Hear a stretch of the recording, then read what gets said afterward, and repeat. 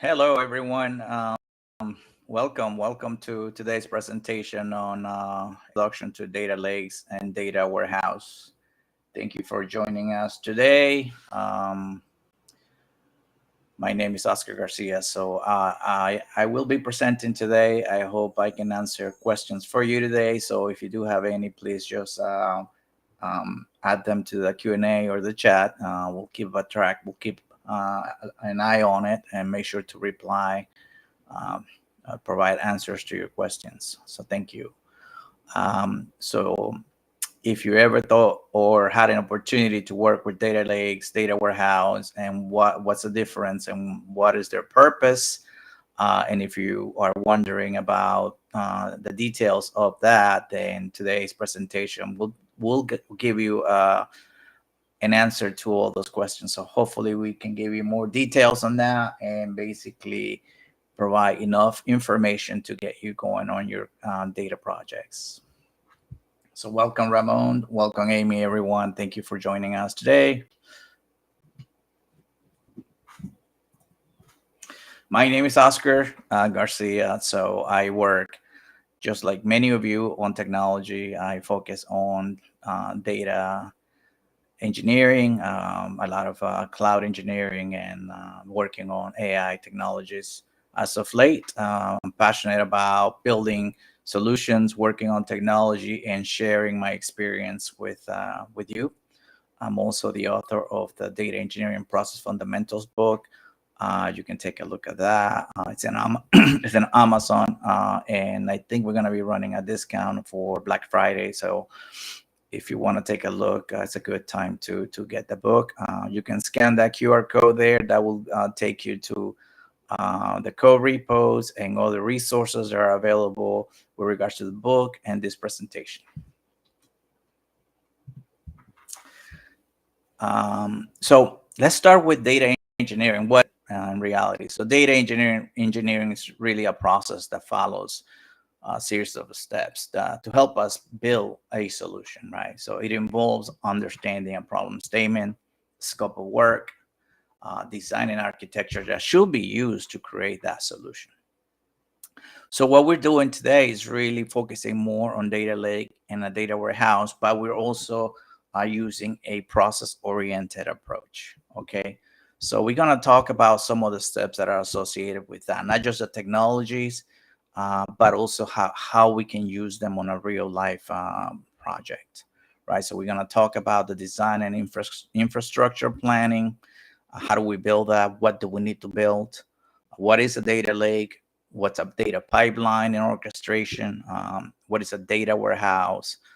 And at the end, we're going to talk about analysis and visualization, because the whole purpose of having a data warehouse is really for the analysis, to be able to understand what do we have in the data, what does the data tells us. If you want to if you want to have a look at the code that we're using today, just follow that repo, GitHub repo. I entered the link, the URL on the chat, so you can follow that. Also, that QR code, if you were able to scan it with your phone, it takes you there. So, but if you join that GitHub repo, please give us a start. That gives us motivation to keep going and to keep sharing information with you. So let's start with, before we get into a data lake and data warehouse, let's start with a concept that we all know, right? Operational data. So this is really the data that all of us work on, right? So this is really more for transactional relational databases like SQL Server, Oracle, or NoSQL databases like MongoDB, Firebase, right? But it really is more of a operational transactional database where we basically may have a sort of an application, maybe a transaction flow, a workflow, a business workflow, and we're basically just capturing transactions, right? It's really meant to basically small transactions, small data, and it's really not best for reporting system, large queries, and centralized big data system, right? So I'm sure you probably had the experience before where you are working on a SQL backend or Oracle backend, and there's a lot of data contention. There's a lot of deadlocks and things of that nature.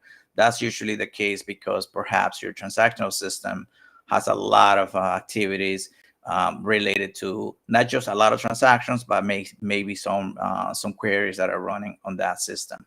So how do we solve that, right? What is the approach that to take to overcome this kind of these issues?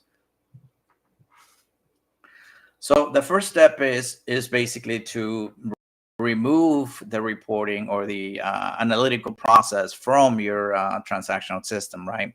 And use and build a data pipeline and use um, data resources on the cloud to be able to host your data, right? So the first thing to come in mind is the use of a data lake, right? And what is a data lake in reality, right?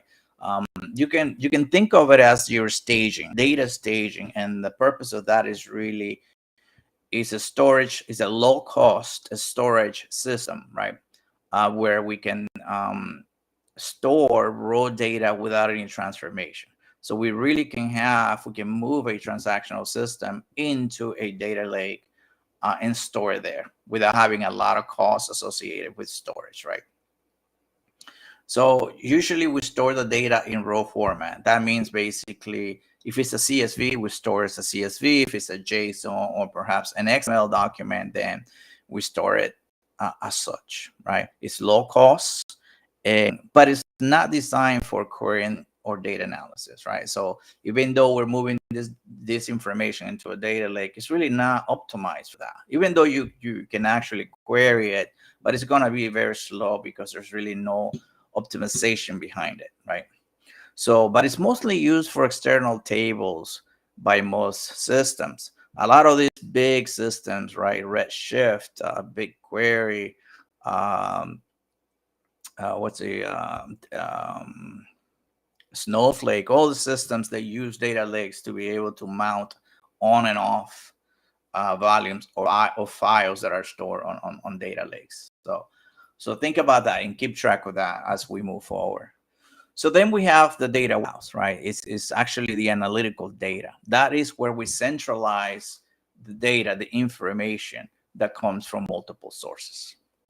The system of data warehouse is designed for big data scenarios with lower operational cost than a transaction database. And the reason behind that is because of the architecture that it uses to rely on low cost storage like blob storage or using data lakes to be able to use external sources or external information. But it's definitely higher cost than a data lake. So the data warehouse hosts the analytical data. And that basically what that means is that once the data is in the data warehouse, it has been processed. It has been transformed and it has been optimized for analytical purposes, right? So it stores historical data in relational tables with an optimized schema. It provides SQL support to query the data and for allow engineers to do their analysis or analysts to be able to get the data and do their dashboards and reports and things of that nature. The system is designed to host big data scenarios. So that's really where you want to host most of your big data for reporting purposes and analysis purposes, right? And has archival systems where the way it works is as if he has a lot of data and needs to offload some of that data, then he's able to talk back to a data lake to offload and load data back and forth, right? So usually what you have is cases where, for example, you may have some kind of policies to archive data every 3 years, 4 years, depending on your policies, right? A data warehouse has the capabilities to have this offload the data to data lake, and if there is a need to get that data back because some special request, it can bring that data back into the system. The advantage of that is that you don't have a lot of data stores that is live, but you actually have archival data, which is very low cost. So now we sort of have an idea of a data lake, right, and how we can use it, and we know it's our staging area for our data, and then we understand a data warehouse. So how do we get going, right? So if we have a project and we need to basically move a transactional system into a data lake, what are the steps to do, right? So the first thing really is we need to do a little bit of discovery, right? So we need to take a look and do some data analysis, right? So what we want to do here is identify and clearly document what we're trying to do and how we're going to do it, right? So that the idea here is to take a look at some sample of data, do your do discovery, understand what the data looks like, and understand how we can get to that data, right? So tools that you can use here are things like you can use Python, you can use Visual Studio Code, Jupyter Notebooks, you can use whatever language works for you. The idea is that you need to follow a process to do the discovery. So let's take a look at how that's basically done, right? So pretty quickly, what we're gonna do, I'm gonna introduce to you the GitHub repo, right? So you have the link on the chat. So the GitHub repo, the way it is structured here, you will have different steps. You will have discovery. You have step 2 for cloud infrastructure planning. You have step 3 for orchestration and so on, right? So all the code that we're going to be looking at today is here, and you can follow this. There's also README files here that you can actually, every one of these folders has a README file that will give you instructions on how to do the process, how to follow this, how to use the code, and so on. So this gives you a sort of a guide to be able to do that. But let's take a look at how we can do this discovery, right? So quickly, we're going to jump into that GitHub repo, and we're going to go to step 1, discovery. And if you can take a look at that, I'm going to try to increase that so you can see that clearly. Okay. So we're going to look at Jupyter Notebook here called MTA Discovery. And purpose here is just to take a look at this system we're looking at, which is a subway system from the city of New York. And we're going to get some of that data. We're going to process that data, and we're going to create our data pipeline to process all this information, right? So the first thing is you can read. There's a lot of stuff here. I won't cover every single detail, but for you to understand the structure of the project, so you can actually then look at the code. But the whole idea here is that you can run with Jupyter Notebooks. You can run all this imports and bring some of these libraries that will help you, right? And as you run this, basically what's going to happen is you can now, if you want to download a file, let's say you have a URL or you have a file locally, what have you, you can get that file, you can process it and load a data frame into it, right? So with pandas, we can load a data frame, and that's really a structure that we can use to be able to query the data and execute what's called the exploratory data analysis, which basically what that means is really dig into the data, look at the data, understand what the data looks like, and what are we trying to do, right? So once you run this, you start looking at using pandas, you can just querying some of the data and kind of get an idea, right? By looking at this, we can see that we have stations, and we have a date, and we have entries and exits, and we start looking at the what this structure looks like, right? So we need to start documenting and understanding, right? And if you read the entire purpose of this project, which is actually on the README file at the beginning, pretty quickly, I'm going to bring that up. So basically what the whole idea of the problem statement is that we need to process this data so we can build a geofencing technology that will enable us to pinpoint how commuters are exiting and entering subway stations, right? And the whole idea is to create some kind of targeting advertisement platform. Basically, that's basically the whole purpose of this. But you can read this more in detail and take a look at all of this. But this is the end goal. So we need to look at this data, understand stations, understand how commuters are using this, and build it. So once we know that, then we kind of understand that we have a station name, we have a date, we have a time, and we have entries and exits. And we start understanding, okay, so I see. So the station probably will be our location to pinpoint for our geofencing strategy. And then we have the date and time and the amount of the volume of traffic, right? The entries and the exits into the train station. And we can continue to do data analysis here, and understand the structure of the data, understand what doesn't work for us, and try to establish our naming conventions and standards, right? So for example, we probably don't need day and time separately. Maybe we can combine those fields and so on, right? So it really is up to the analysis to kind of document all of this and understand everything that's happening, right? Clean up the column name, and basically just do some analysis on what the data looks like. But so that's the background of that, right? It's brief. It's brief on that because we want to focus on data lakes and data warehouse, right? But understand that that is the process at this point, right? So, okay, we understand now data analysis. We understand a little bit of what the data we're trying to do, right? So we sort of get that now.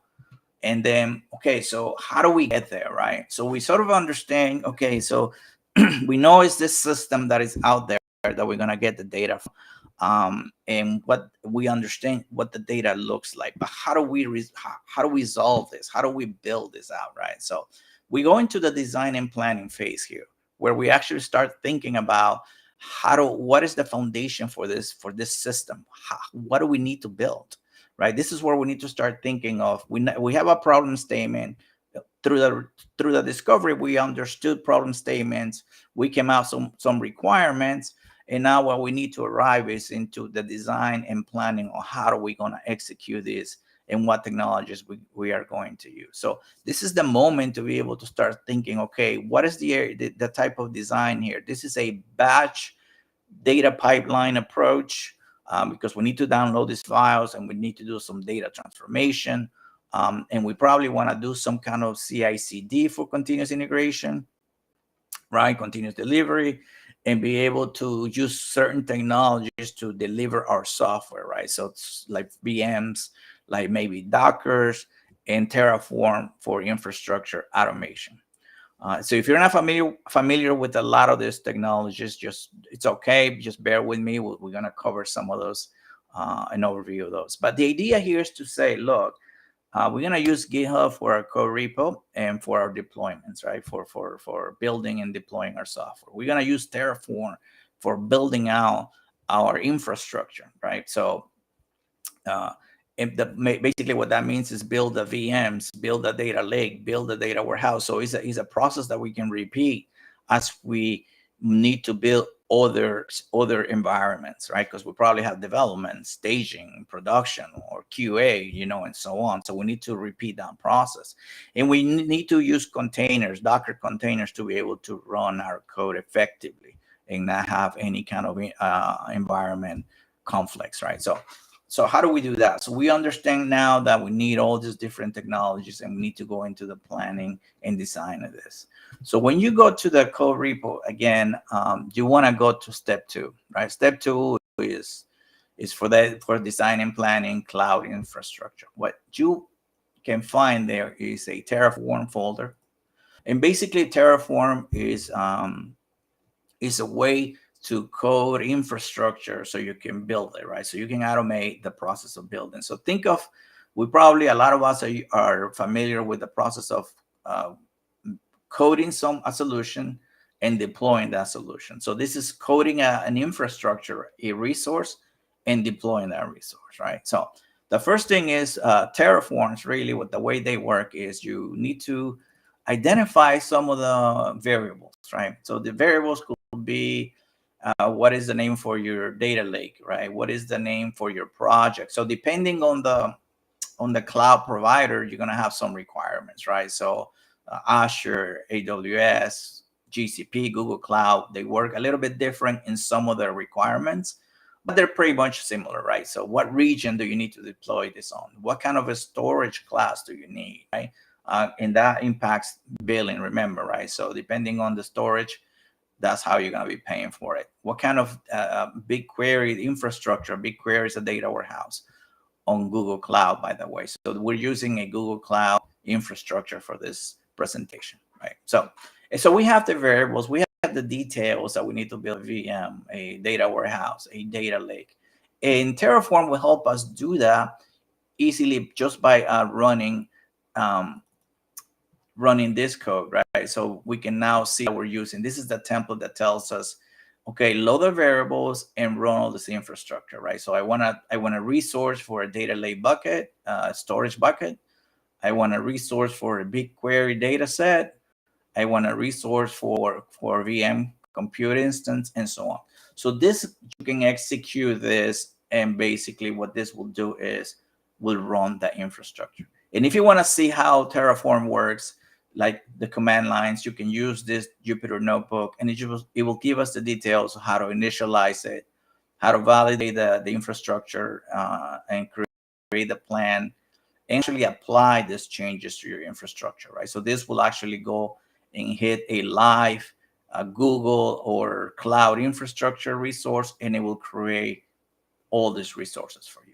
So with this, we basically just build the infrastructure, right? So now we have a way to deploy a data lake and a data warehouse, and we have a VM for our code, but now we need to focus on the code. How do we run this code? What is the mechanism for us to deploy this code? So we usually, for that, we use something, we use Docker, right? And Docker container, basically, if you look at this file, Docker file here, will give you a preview of what a Docker container is. Really, it will just copy from an image, right? And the image really will be, for example, depending on your resources, it could be Python, it could be .NET Core, it could be Node, depending on what you're looking at. It will just get that image, which is what we're using for our code. And we can just copy our source code and run the different commands to install dependencies, create folders if we need to, copy the code, and so on. So essentially what this is going to do is going to build a Docker container image that we can use to build out and deploy our code, right? So, and the way this will work is we upload this to a cloud container. And then we basically, as we need to spin off new environments, then we just download that image from the cloud.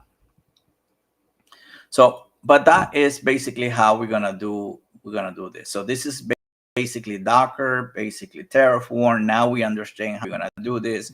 Now we need to worry about the next step, right? Now that we have all these resources, how do we do this?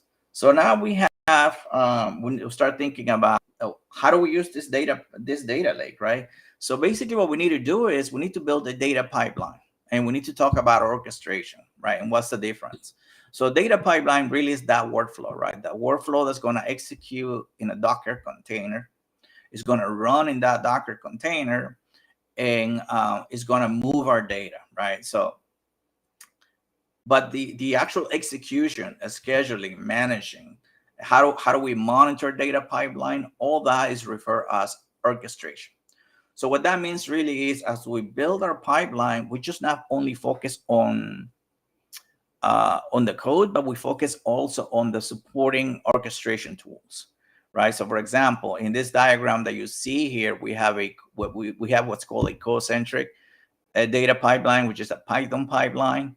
And what it will use Docker, it will use an orchestration platform to be able to feed some of that data and be able to monitor some of the telemetry of the process. And also we have Docker Hub, which basically is our cloud container image repo. And we can use maybe a GitHub for CI/CD process, right? Also, to compare here with a low code approach, you can use something like Azure Cloud, Data Factory, or whatever other tools you have out there. There are plenty of them that you can use, but the idea is that you have the code-centric approach as opposed to the no-code approach. Okay. So how do we do this though? How do we build this data pipeline using our code? So this will take us now to step 3, which is really orchestration, building a data pipeline and orchestration. Here, where you want to take a look at ability to be able to build flows, and you will see this folder with flows and code blocks and deployment definitions, and all of this basically handles the process to deploy a Docker image use GitHub definitions to help us deploy a Docker image and all that. So there's a lot of code here to do that. Where we want to get focused on is on this ETL Web 2 GCS Python file. That one will handle the actual implementation of a data pipeline. But let's take a look at that. So first of all, let's take a look at our data lake. We built our data lake, right? And we have a Jupyter notebook here that we can run, right? So here, the first thing is to install dependencies. Here, you can install your the Google Cloud Storage file system, which enables us to query basically the data lake, right? So here we can configure some of our details for our data lake and be able to say, hey, we were using this project, we're using this bucket, we're using this container, and be able to query the data, right? So if you run this code, basically what this is going to do is going to define the environment we're using, and then we can call the API to be able to query our storage. If you see in the data lake, we have a few files, and they're from October, right? So as you can see, they're from October. So what we're going to do here now is we're just going to run our data pipeline and get data for November. I'm going to start that process because it's going to take a little while. So I'm going to just go to the terminal, and I'm going to run this manually. But of course, ideally in production environment, this is being executed through orchestration, and orchestration is going to handle that for us. But so as our data pipeline starts to run, you see all the noise in the terminal, right? But that's doing, you got to understand what that's doing, right? So what that's really doing is it's actually saying, okay, I'm starting a new project, a new process, spinning off a flow execution. I'm actually getting telemetry data from this flow, and it's just capturing the information. So if you follow this Jupyter notebook file, you can actually execute some of the flows that we're running, and you can get telemetry data and information about what's being executed, how it's running, and all the information that you're getting back. The idea here is that this gives you the ability to run the data pipeline through code and be able to orchestrate the code in such a way that you can actually capture telemetry data, right? And then that way you have a picture of what's happening behind the scenes as this data pipeline is executing. So what it's basically doing is downloading data, right? So as you can see now, it's just streaming data, and it's moving forward, and it's downloading all that information into our data lake. Pretty quick, I'm just going to pivot to the file. If you open the Python file, what you want to take a look at here is, as we load this project, right? This is the main entry point for a Python project. And what you want to look at is this type of flows functions, right? That are decorated, right? This attribute is really what they're creating a basically a higher level function that enables us to understand that this file is being executed and to be able to capture telemetry data, right? So it's been able to say, when did it start? What is it doing? What step is calling in the flow, and so on. So here, this is what we're doing now, is we're sending telemetry data, so orchestration is able to track everything that's happening, right? Which is important to be able to manage the health of our system. And this is really what it's doing, is just saying, okay, I ran and I executed this, and everything looks good, right? So quickly, we're gonna just turn around here, and if you remember, we only had data from October, I believe, right? And what we're gonna do here is we're gonna query again. Where is our file? So we're gonna just query the storage, and now we should see now that we have a file for November, right? So we downloaded that file for November, and we know that there is a new data file on the data lake ready to be processed. So the next step is to move it to the data warehouse. But how does the data warehouse know that there is a change or there's new data in there, right? So first of all, what the data warehouse really, if you can I guess define it in two areas, right? Which is the design and the implementation, right? In the design phase, we kind of work around defining the system, the schema model, right? Are we using what kind of a schema model are we using for this, right? Are we using star schema? Um, and what kind of technology stack are we going to be using for the implementation of our data warehouse? Do we still use Python for this, right? Or do we use something else? Or do we use a no code type tool to manage this? So all these decisions is how you need to work and detail on your design.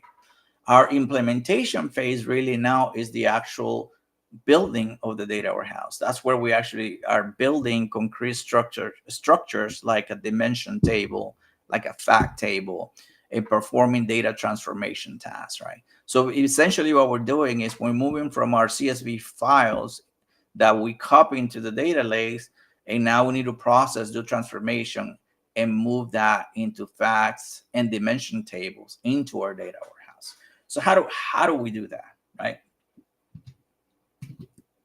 So pretty quickly, so we now know that there is a new file here, but how does the data warehouse know, which is part of the data pipeline? So in our data warehouse, what you want to be able to do is just basically, first of all, we have a big query, Jupyter notebook file that we can use to query the data warehouse, right? So we can just basically just run SQL statements against that data warehouse. So we can just select and say, hey, give me the top like the limit 100 records for my data warehouse, and we can see the data from 1026 and so on, right? So here we can query our data warehouse.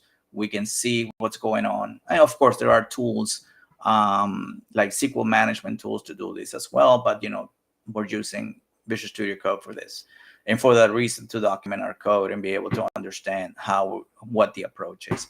But what you're going to find here is you're going to find a project called DBT, right?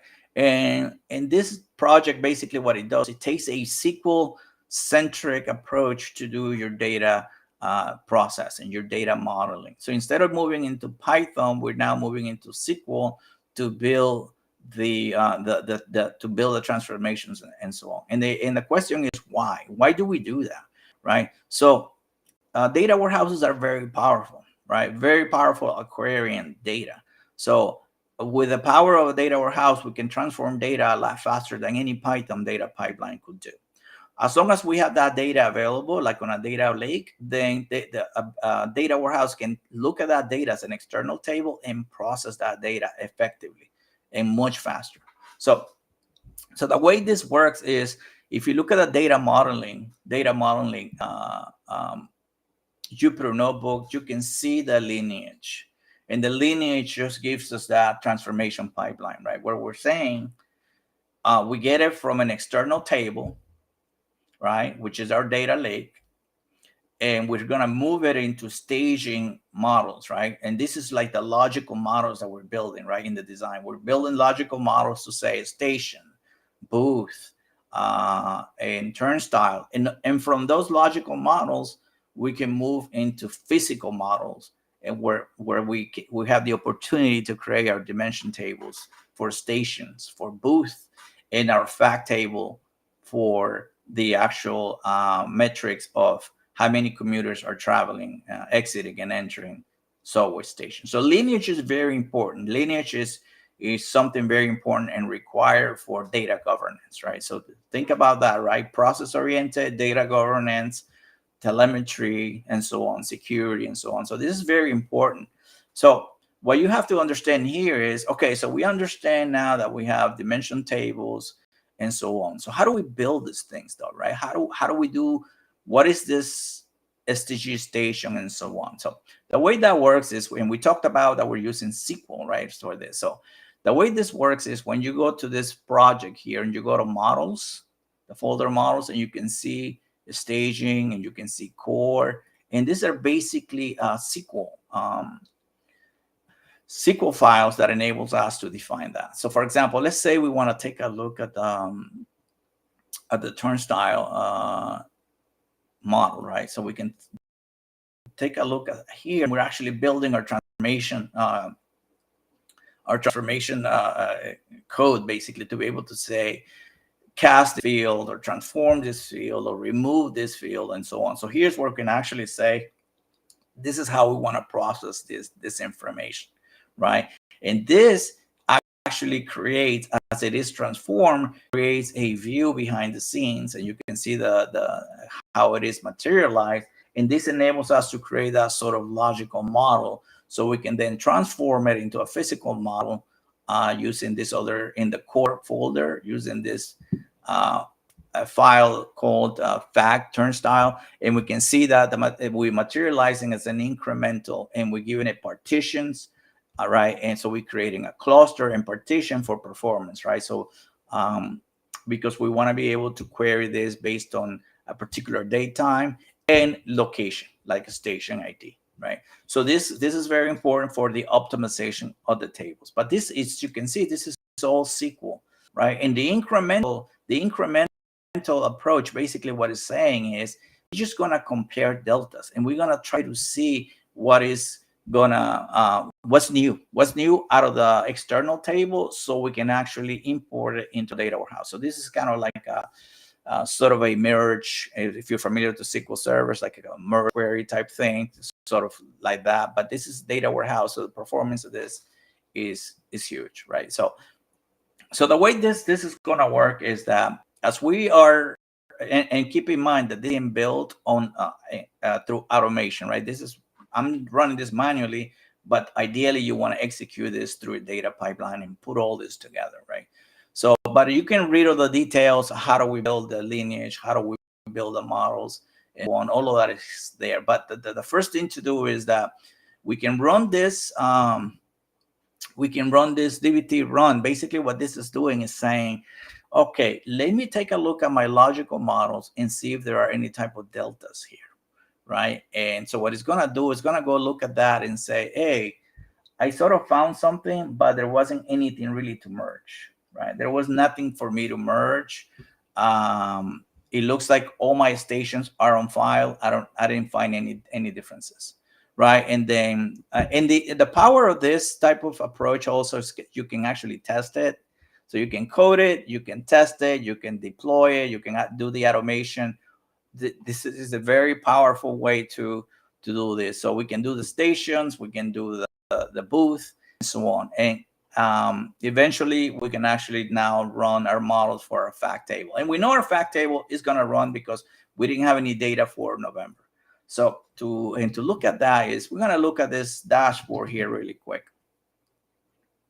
right? And we're going to go to November. We're going to run this to November and see that there's no data here, right? So I'm sorry. I meant to say here, November 1st to November 22nd. And we're going to see that there's no data because we have not incorporated any data into our data warehouse here. So we're going to go ahead and just run this model here. And basically what you see here as this is running, that we're really effectively saying that we imported a November file, right? And this is looking at it and saying, okay, I see from the data warehouse standpoint, I see new data. I want to go ahead and merge this data. And in less than 9 seconds, it was able to import 247,000 new rows. And this is the power of data warehouse. So you can, in seconds, you can do this amount of data as opposed to running this through a data pipeline. If you remember, our data pipeline just took a lot longer, and just to be able to upload the data into a data lake, not even processing, not even transforming, not even breaking it apart into dimensions and facts, right? So, but what's the whole idea? What's the purpose of the data warehouse? Eventually, it's just really for the analysis, right? So once we have a data warehouse and we have the power of SQL, and we have all these tools like Power BI, Looker Studio, and so on, we can actually query our data, right? And we can build our reports, and we can be able to do analysis on it, right? And basically, we can use the report I show you, and I'll show you what that report is really the ability to be able to say, now, let me go ahead and query my dimension tables and basically do analysis on the data. And I want to do the analysis based on stations and day of the week and time of the day, right? So this gives us a very granular analysis on how people are traveling, and at what locations, what days, and at what time.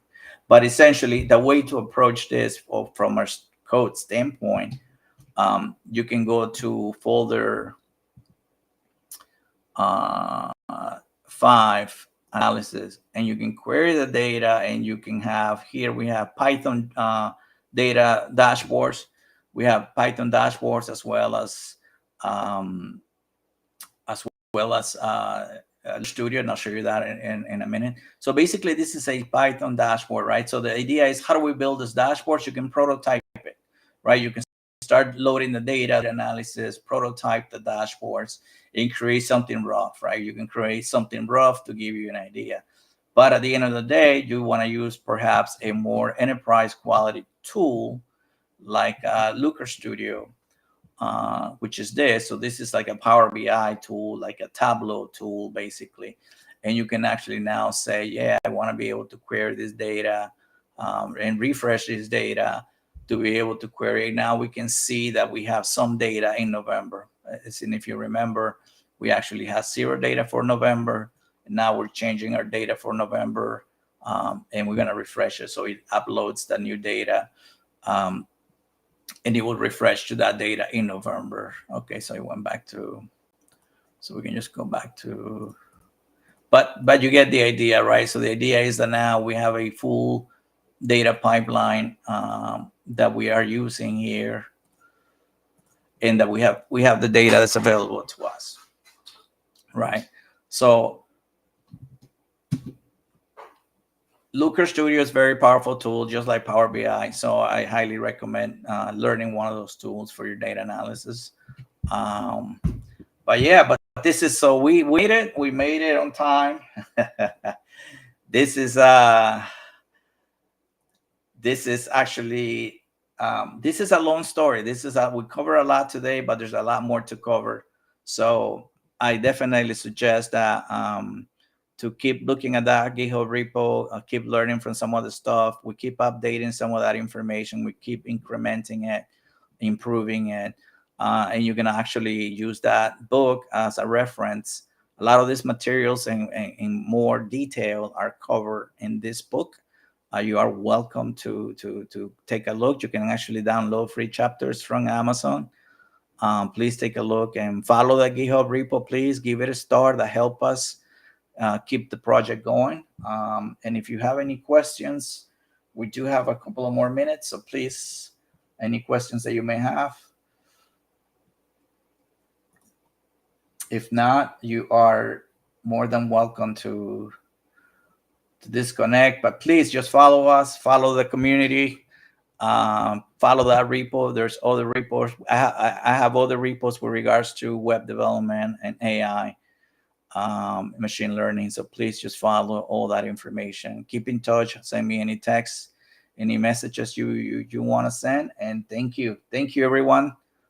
Thank you for joining us today. Okay, have a wonderful day. Happy holidays, and see you next time. Thank you.